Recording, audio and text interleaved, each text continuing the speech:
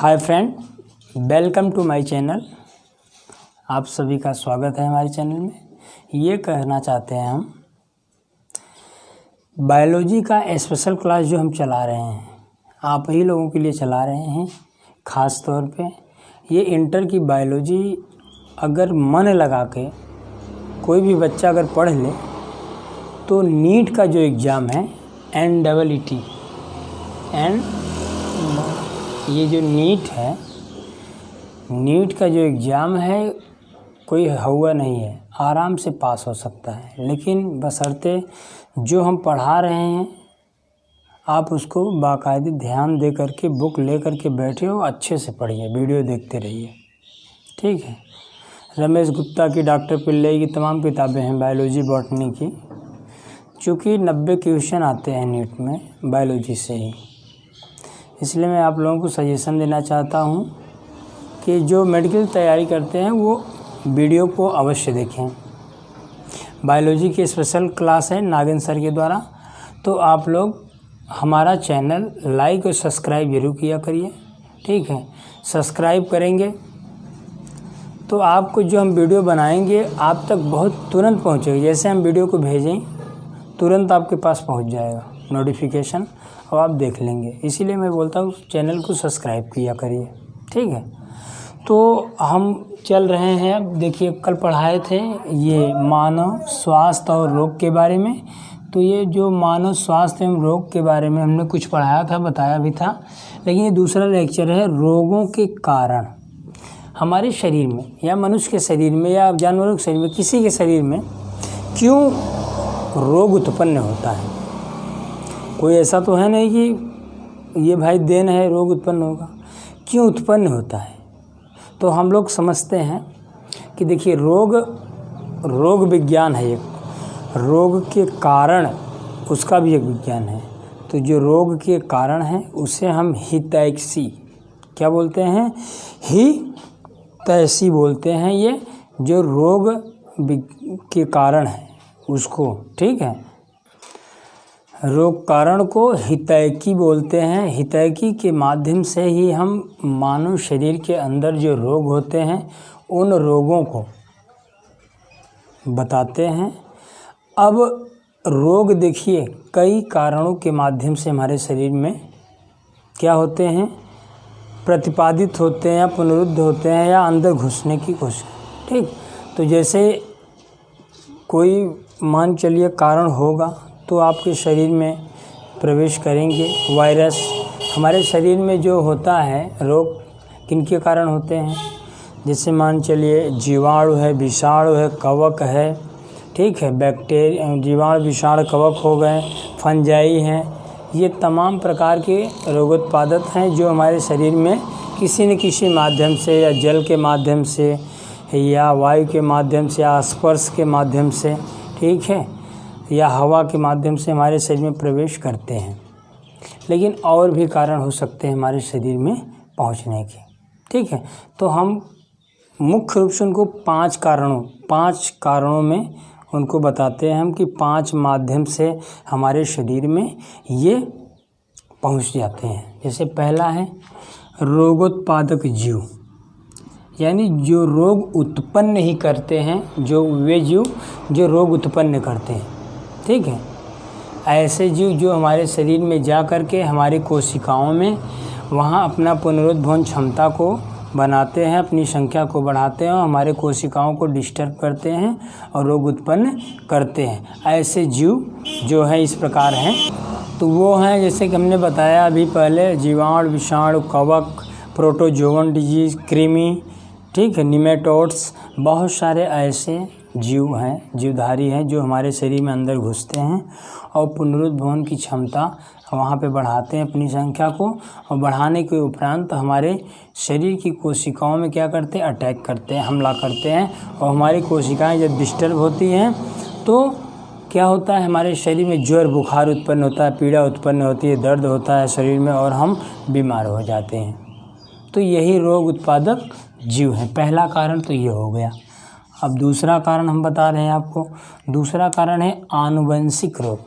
आनुवंशिक रोग समझते हैं। आनुवंशिक रोग वे रोग जो हम अपने माता पिता से या अपने पूर्वजों से हम पाते हैं या हमारे अंदर पनपते हैं, ठीक है, वे रोग क्या कहलाते हैं? आनुवंशिक रोग कहलाते हैं। गुणसूत्रों की गड़बड़ी के कारण या माता पिता के पूर्वजों या माता पिता में उत्पन्न जो जीन की गड़बड़ी होती है वे रोग उत्पन्न हो जाते हैं। वे रोग स्वतः हमारे अंदर भी आ सकते हैं। तो वैसे रोगों को क्या बोलते हैं? हम आनुवंशिक रोग बोलते हैं, ठीक है। जैसे कि ये मान चलिए कि होमोफीलिया, स्नोफीलिया, ठीक है, वर्णांधता, एल्केप्टिनेरिया, ये तमाम ऐसे रोग हैं जो कि हमारे अंदर हमारे माता पिता के गुणसूत्रों के माध्यम से चले आते हैं, ठीक। तो ये रोग ही क्या कहलाते हैं? आनुवंशिक रोग कहलाते हैं। तो दो कारण आपने समझ लिया। पहला तो रोग उत्पादक जीव हो गए, जीव के माध्यम से हमारे अंदर रोग फैलता है। दूसरा आनुवंशिक रोग हो, ठीक है। अब तीसरा हम वातावरणीय कारण, यानी वातावरणीय कारण क्या है भाई, ये भी समझ लीजिए आप लोग। तो वातावरणीय का मतलब ये हुआ हमारे जो ये क्लाइमेट या पर्यावरण है, इनमें क्या है कि हमेशा चेंजेस या बदलाव होते रहते हैं।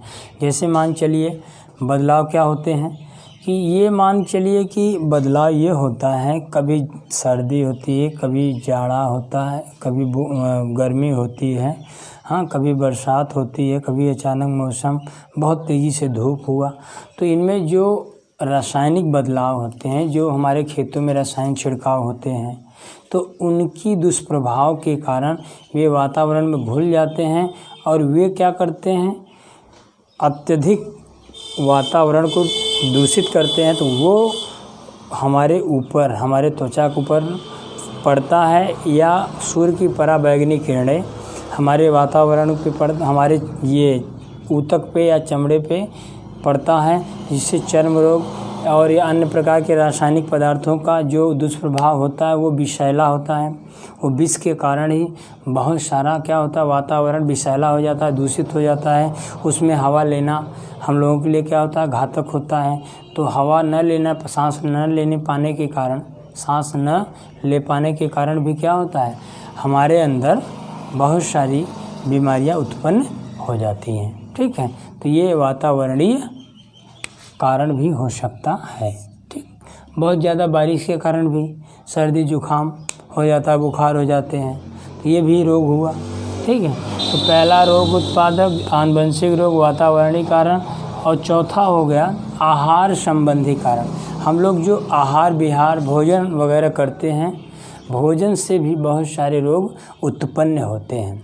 हम लोग समझ नहीं पाते हैं क्या खाते हैं क्या नहीं खाते हैं, लेकिन हम लोग को जानना चाहिए, ठीक है।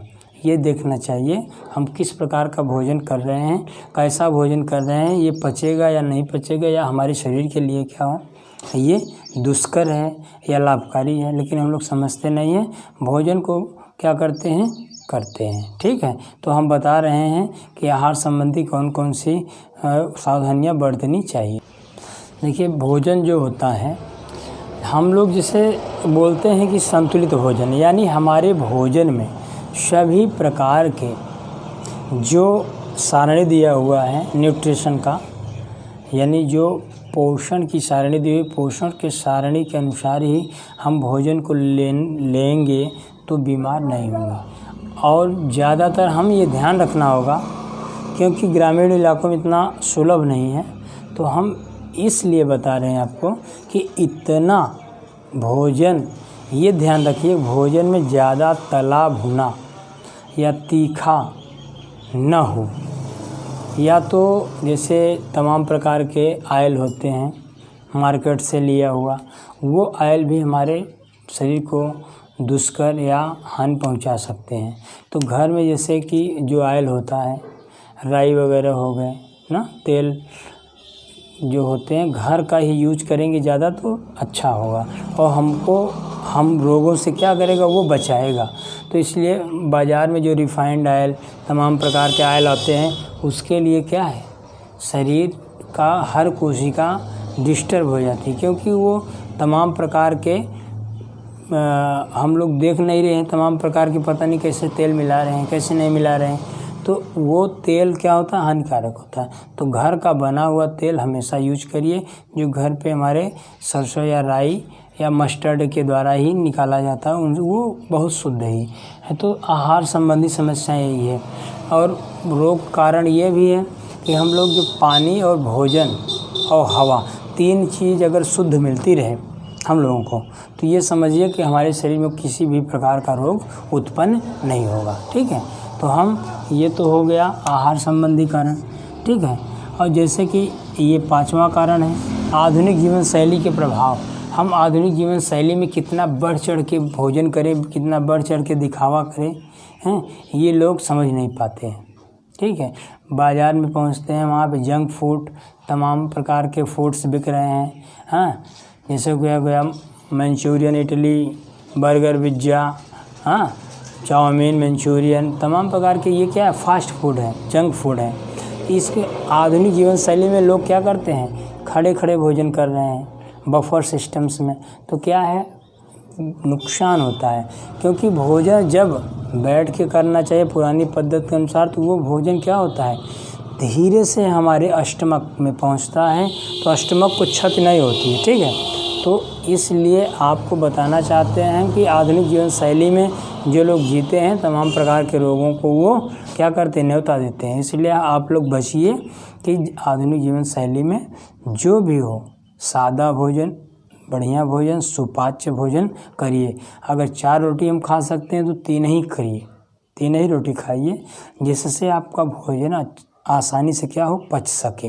ठीक है, और इस आधुनिक जो जीवन शैली है, हम लोग क्या करते हैं कि दोपहर सुबह से लेकर सुबह लगभग 8-10 बजे फ्रेश होते हैं, लगभग 8 बजे मान के लिए फ्रेश होते हैं, उठते हैं, फिर भोजन करते हैं, निकल जाते हैं कहीं काम पे अपने जीविकोपार्जन के लिए। फिर उसके बाद क्या होते हैं, हम लोग 10 बजे लौटते हैं घर पे, 11, 12, 1, 2 बजे तक हम लोग क्या करते हैं, जागते हैं रात को।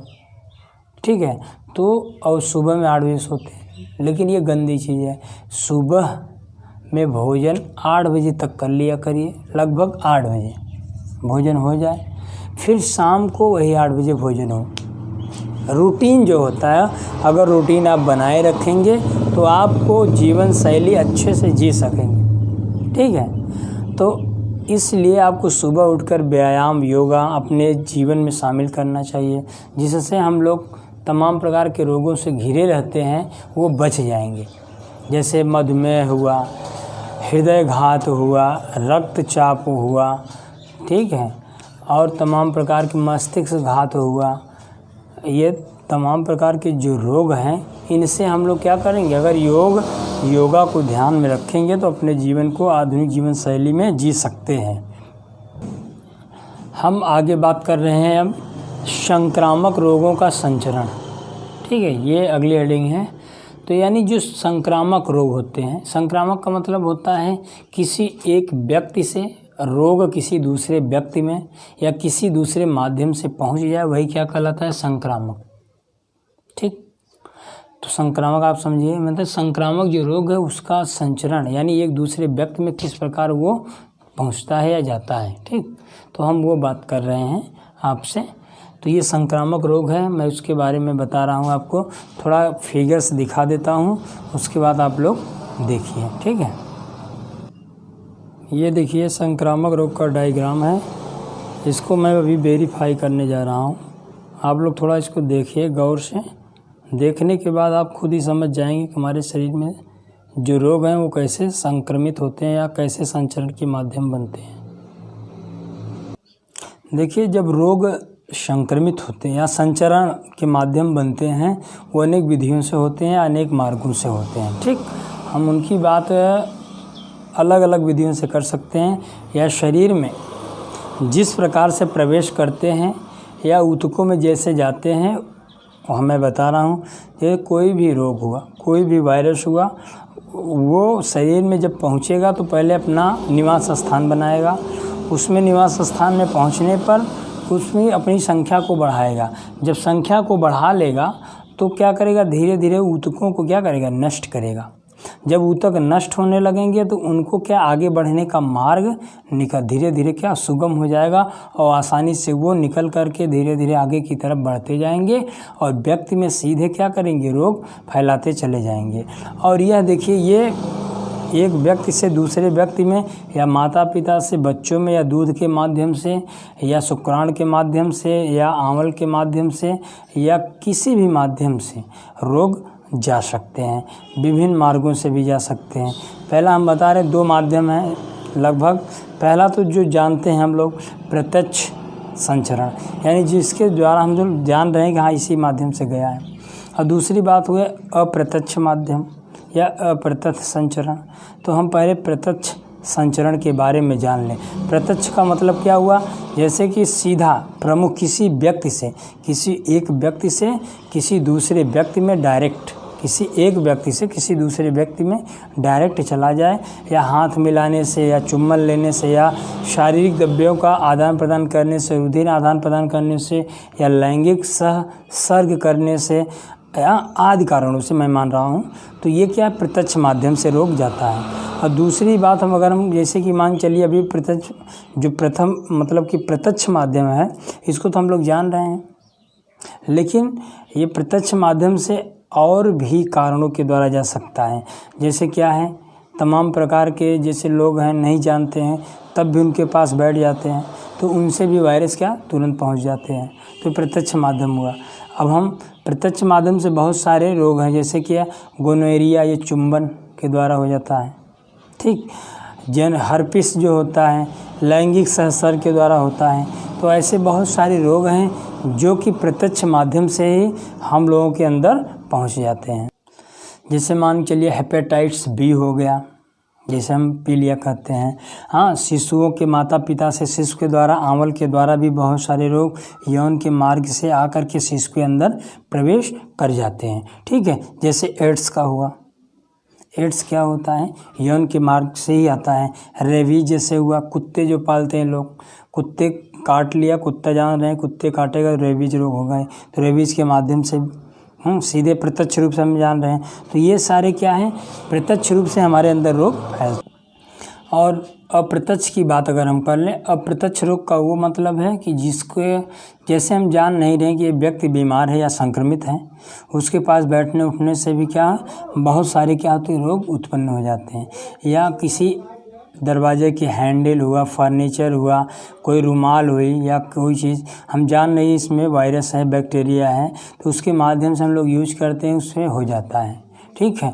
जैसे टीबी हुआ, सार्स रोग हुए, एक कोरोना वायरस की बात हम कर लें, तो हम लोग जान नहीं रहे कि इस वस्तु में या इसमें उसका टच हुआ है, इसमें स्पर्श करेंगे तो हमारे अंदर वायरस पहुंच जाएगा, बैक्टीरिया पहुंच जाएगा। तो ये क्या है, स्पर्श मतलब अप्रत्यक्ष माध्यम से भी ये रोग आ जाते हैं। प्रत्यक्ष और अप्रत्यक्ष माध्यम से हमने दोनों बता दिया आपको। देखिए एक संक्रमण और है नोसोकोमिकल। नोसोकोमिकल जो है ये देखिए अस्पताल का संक्रमण है। जो व्यक्ति अस्पताल में काम करते हैं या अस्पताल के कोई हैंडल, दरवाज़ा या रुमाल कोई भी वस्तु को छू रहे हैं, वो आपको छू लिए, वो आप आए आपको छू लिए, तो वो क्या नोसोकोमिकल नाम का ये संक्रमण है, जिसके द्वारा आपको भी बीमारी वो आ जा सकती है, ठीक है। अप्रत्यक्ष ही माध्यम से है ये, तो इससे ज़्यादा परसेंटेज नहीं, 1 से लेकर 10% तक ये हो सकते हैं, या 2-3% मान के लिए, अधिकतम 10 बता दिया हमने, ठीक है। तो ये अप्रत्यक्ष माध्यम से। और नोसो जो केमिकल संबंधी है ये संक्रमण, ये देखिए मूत्र संबंधी है, श्वास संबंधी है, सर्जरी संबंधी है, 3 ही संबंधित में ये नोसोकेमिकल संक्रमण होता है। बाकी कोई माध्यम नहीं है इनका, अस्पतालों से जो संक्रमण होता है हम लोग।